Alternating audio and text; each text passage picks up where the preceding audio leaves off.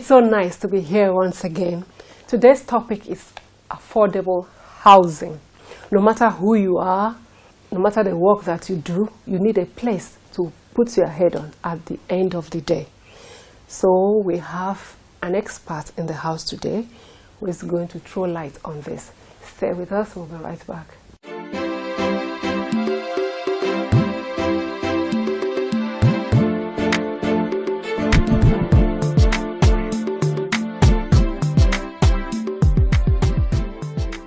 Well, I would say right now is not as it's supposed to be.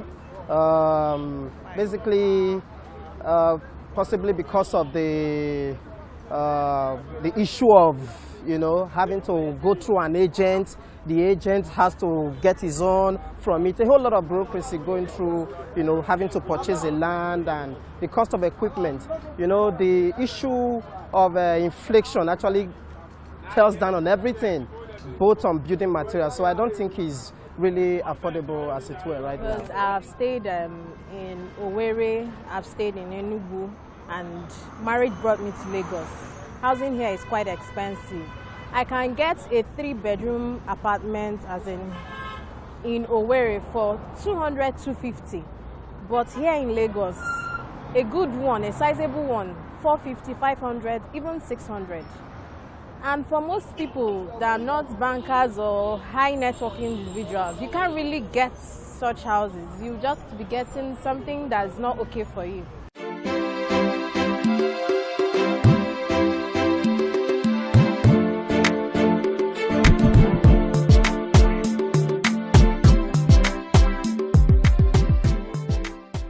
Affordable housing. Please tell us, what is affordable housing? Well, when we say something is affordable, that means the average person can pay for it.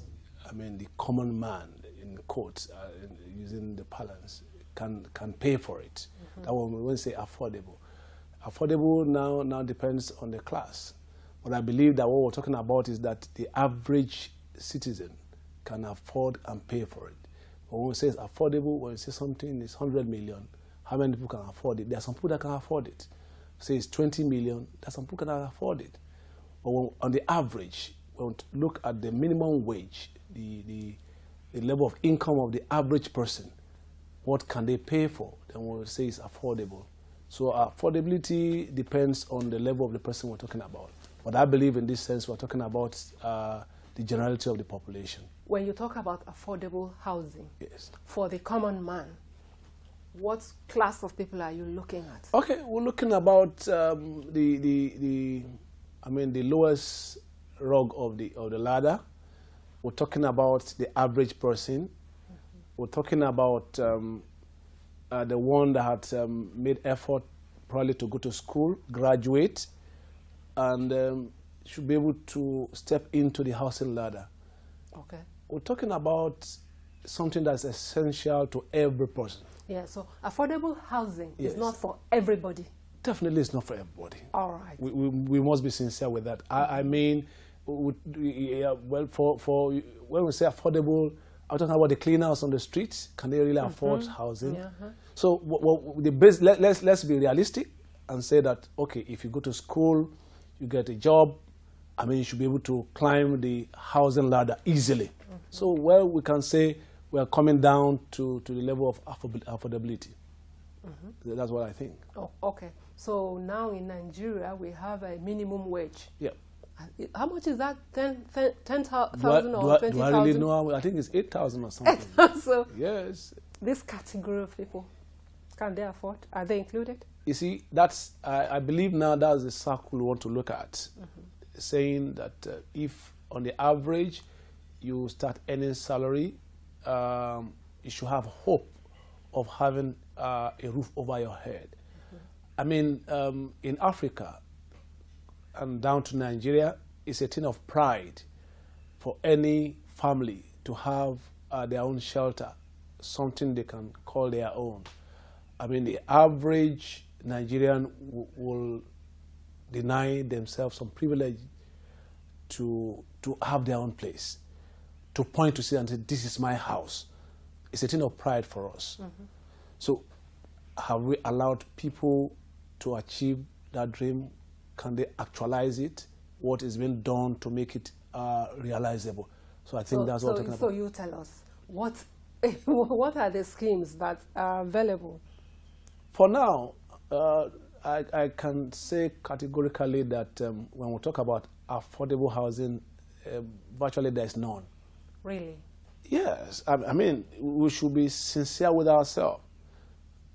The government runs the economy, basically now. And if the government themselves are shying away from providing housing, I mean affordable housing, I mean then who else? Because they are the ones that have the muscles.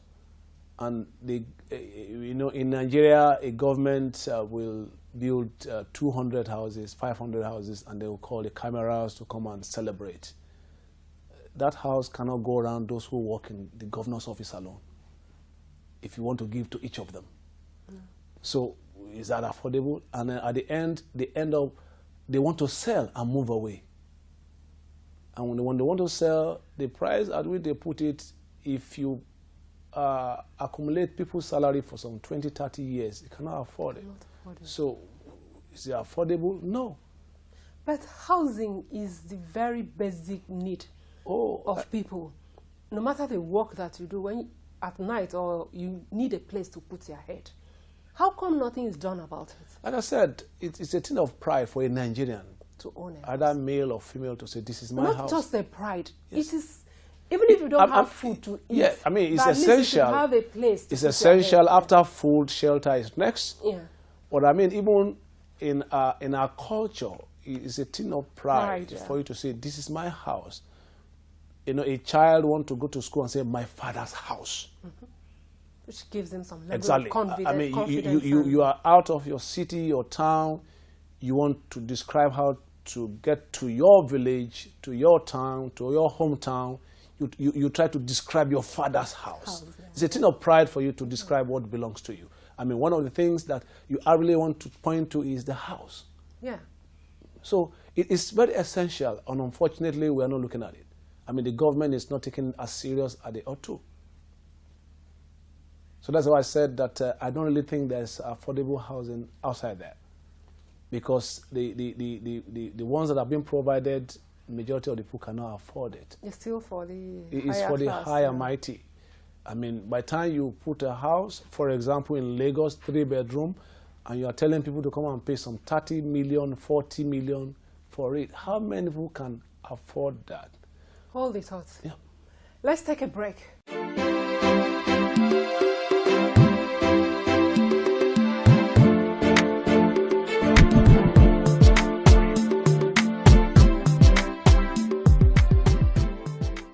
Welcome back. Mr. Jago, please tell us about the class of people that can afford the affordable housing, since we have ruled out the basic income earners. Yeah, well, there's hope. There's hope. Things are changing gradually. The Nigerian economy was recently rebased, and one of the areas that was looked at is the real estate.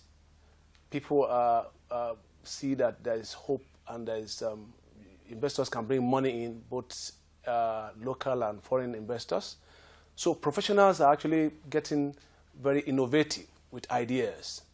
And also the Lagos State government came out with a scheme, which I will maybe mention by the way. Lagos State government is having a homes system where they're giving housing out at, I think, 12%. It's going to be for first-time buyers.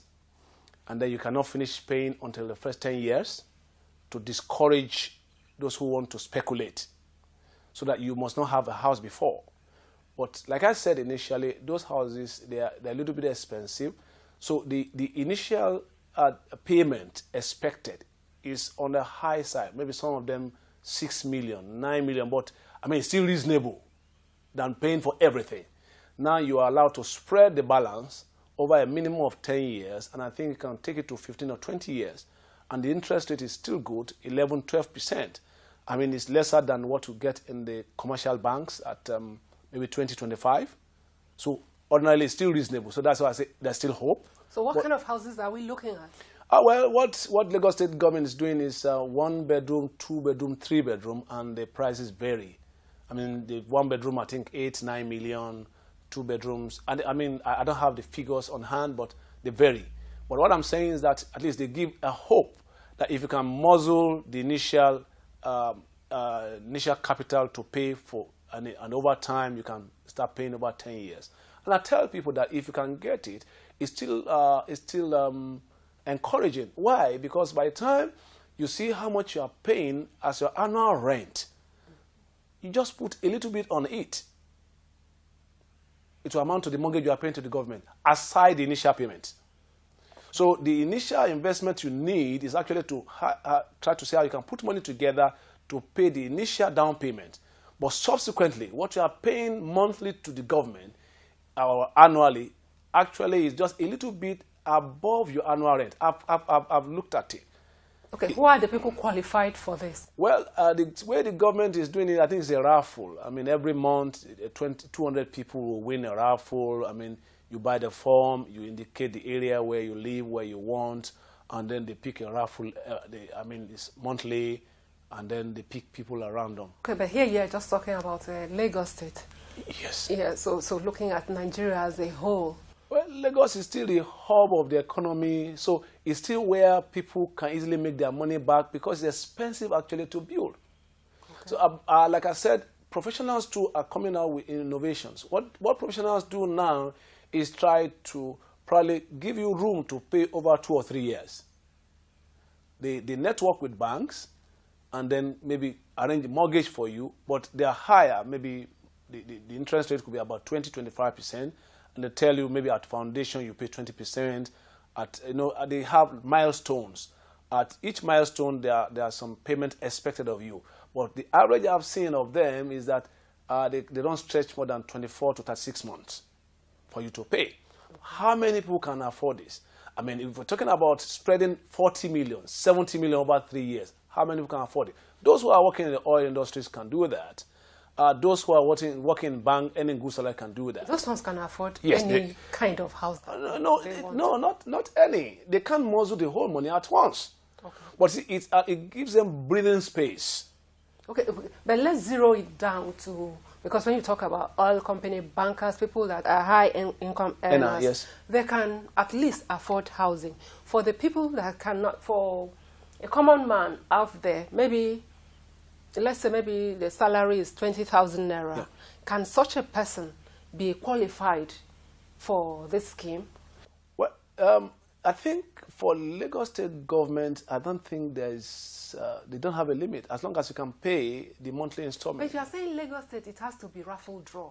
Is there no other scheme that the government is the one that's supposed to run this system, but you see, their focus is elsewhere. I tell people that for me, I believe the government has no business building. Okay. There's a law now that says the governor is holding the land in trust for the people. Then make the land available.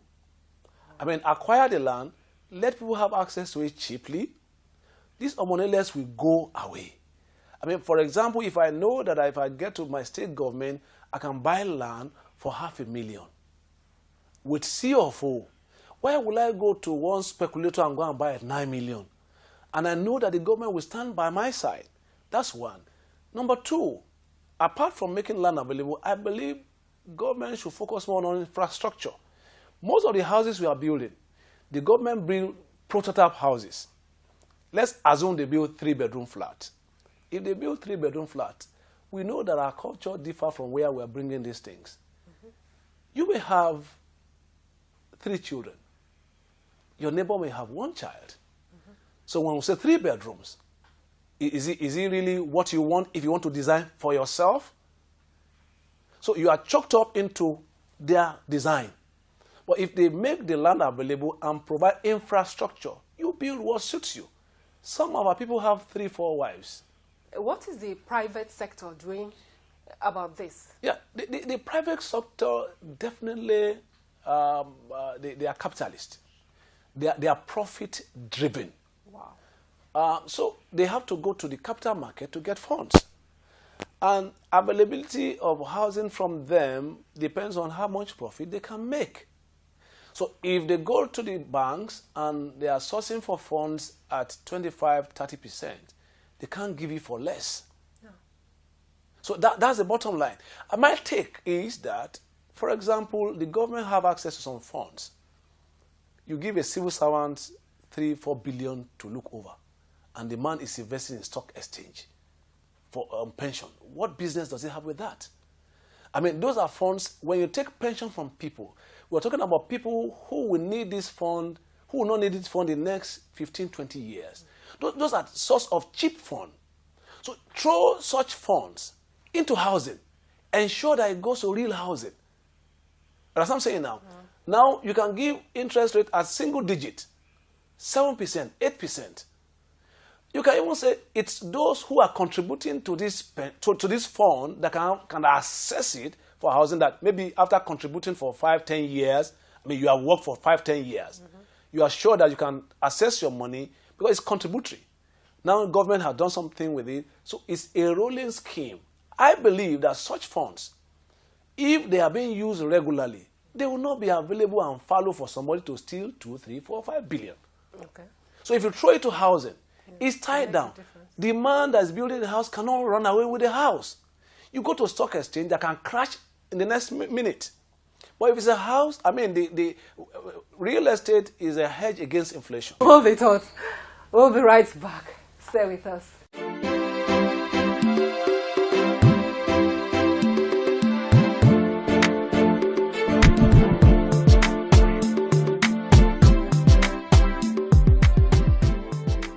Well, I would say right now is not as it's supposed to be.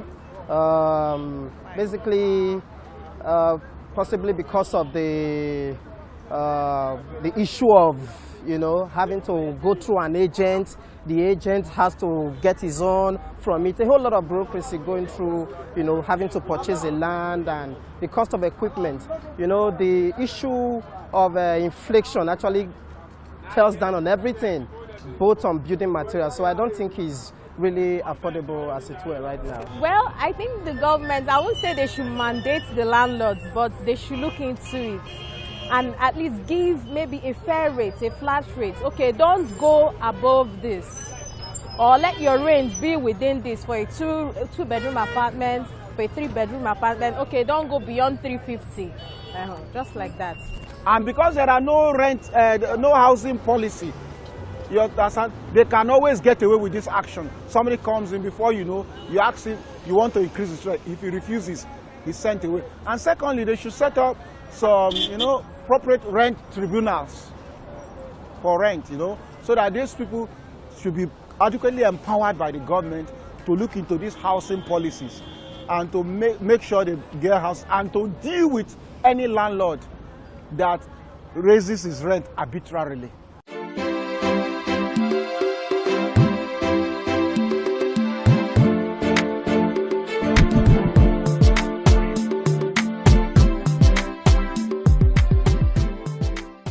Welcome back. If you are just joining us, this is Edak Show, and we are trashing the topic of affordable housing with Mr. Jagun.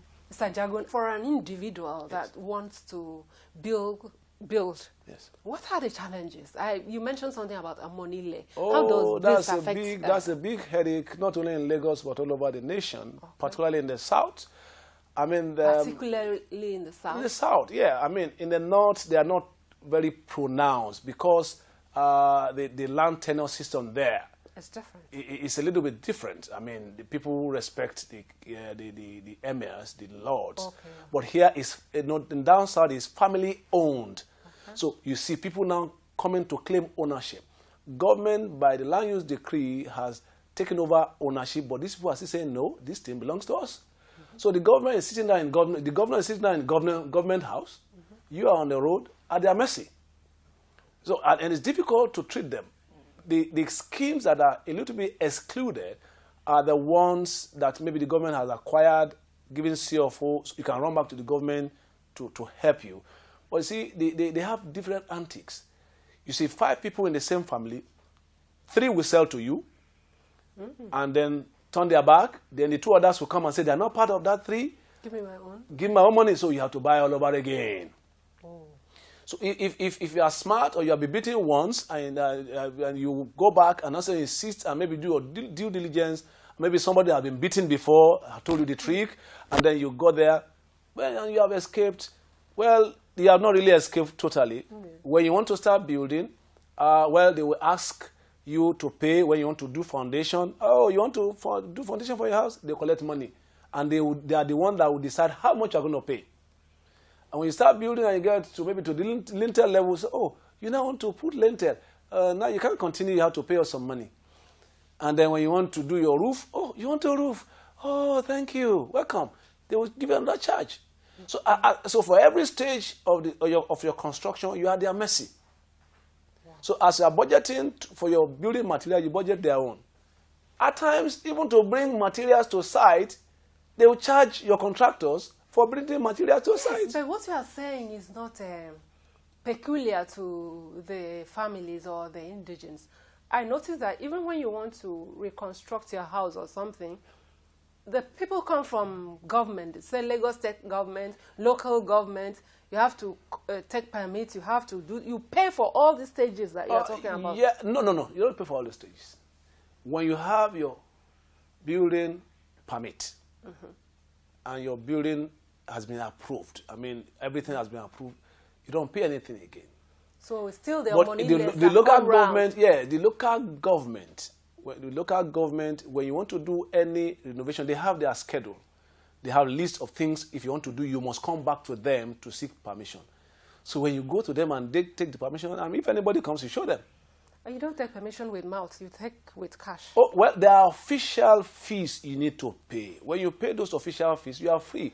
For example, if anybody comes to your building site to disturb you, that's why you see most building sites, particularly those handled by professionals, they have a board there. Okay. They will write all those and write their permit number. All right. They write the building approval number. So you go there and check. Some of these guys, they are runners. They are street runners. They go back and check. If they see it's there, I mean, they'll find their way.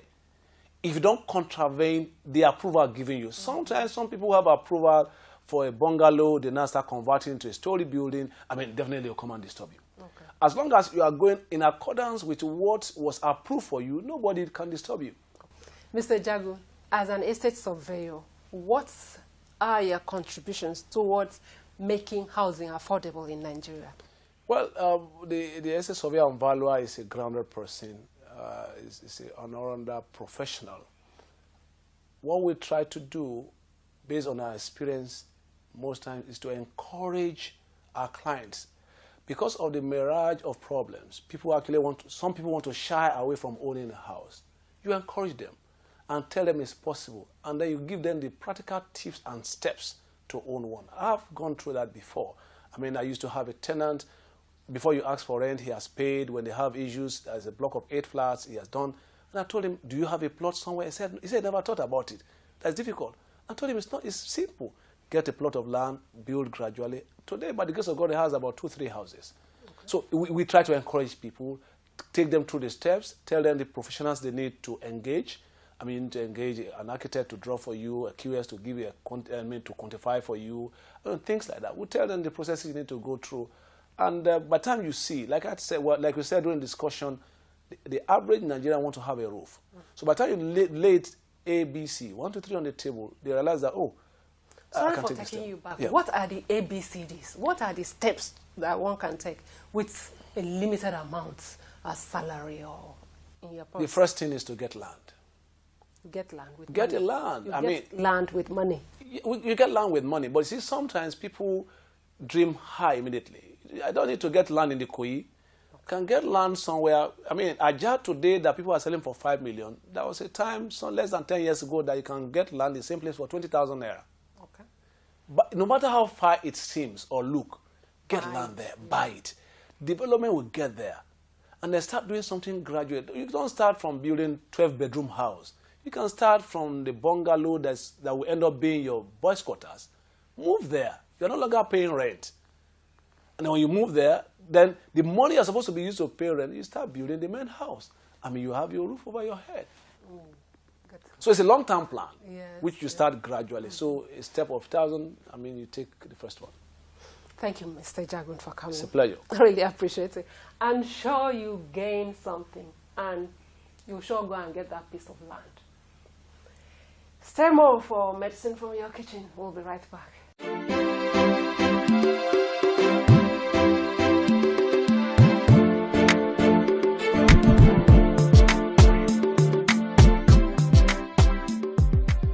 Welcome back. This is Medicine from Your Kitchen.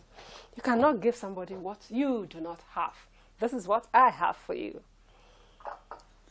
Get natural honey, 3 spoons of natural honey.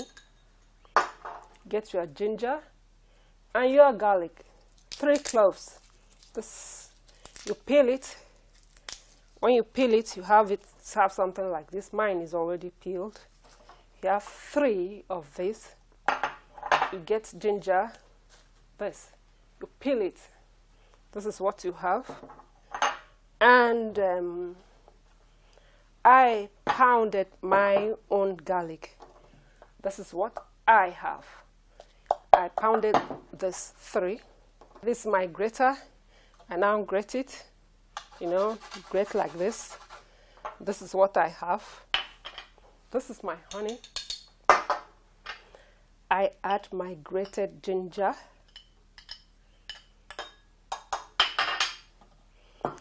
And now add my pounded garlic.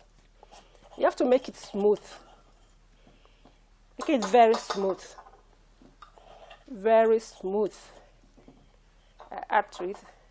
I mix it very, very well.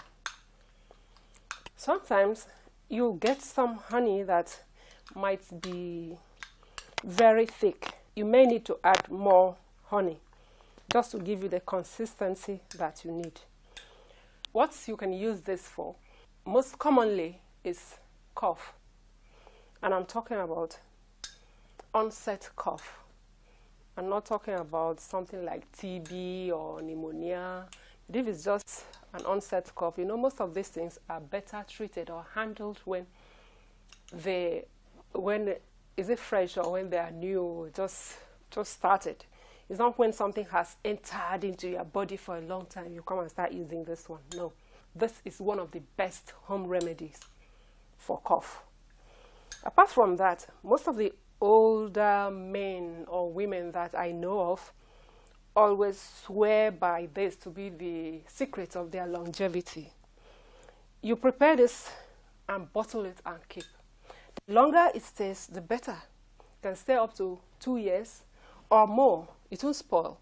All you have to do is to take a spoon in the morning. It helps kind of helps to build your immune. This mixture is very harsh. Do not use it immediately. Keep it for 2 or 3 days before you use. Just a spoon first thing in the morning. If you are treating cough, 3 times a day. But if it's to boost your immune, you know, something that you use for a long time, it has become your lifestyle. Once a day, it's good. That's my tip for you today. Thank you for watching and see you next time.